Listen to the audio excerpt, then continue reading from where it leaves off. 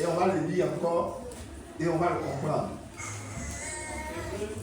11, verset 1. Chapitre 11, verset 1. Or, la foi est une ferme assurance des choses qu'on espère, une démonstration de celles qu'on ne voit pas. Amen. Amen.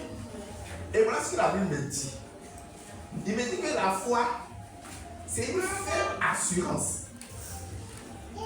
Dans l'autre, on parle de ferme aussi. Amen. Une ferme adhésion. Mais la Bible dit que c'est une ferme assurance. Ça veut dire, je suis sûr, tout mon être est sûr, est d'accord, accepté. C'est une ferme assurance des choses quoi qu'on espère et une démonstration de celles qu'on ne voit pas.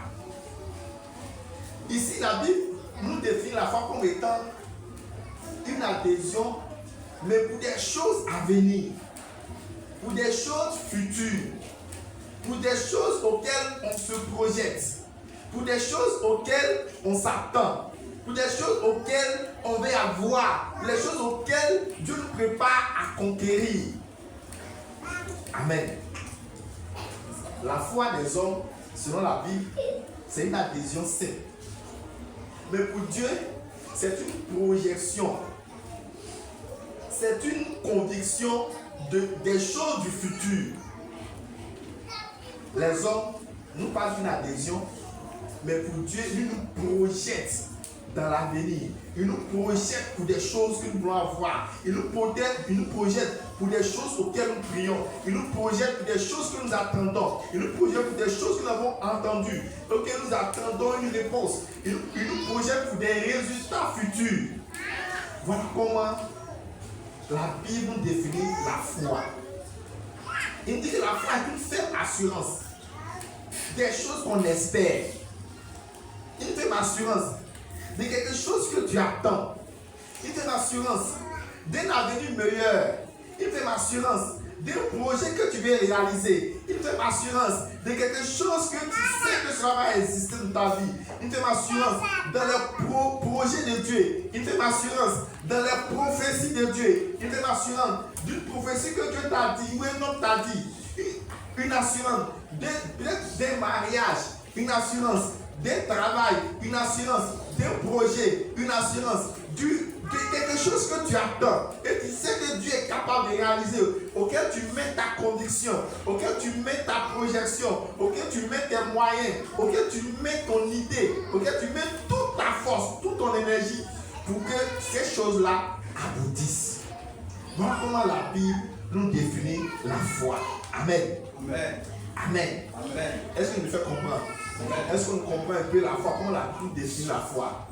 Le monde nous dit que c'est une adhésion ferme. Mais Dieu nous dit que c'est une projection des choses à venir. Une projection des choses grandes. Une projection des choses sûres. Une projection des choses qui émanent de Dieu. Amen. Que Dieu nous bénisse. Les implications de la foi. Puisque nous sommes chrétiens, donc nous allons plus nous attarder sur la définition de la Bible. Parce qu'on ne vient pas ici en vain.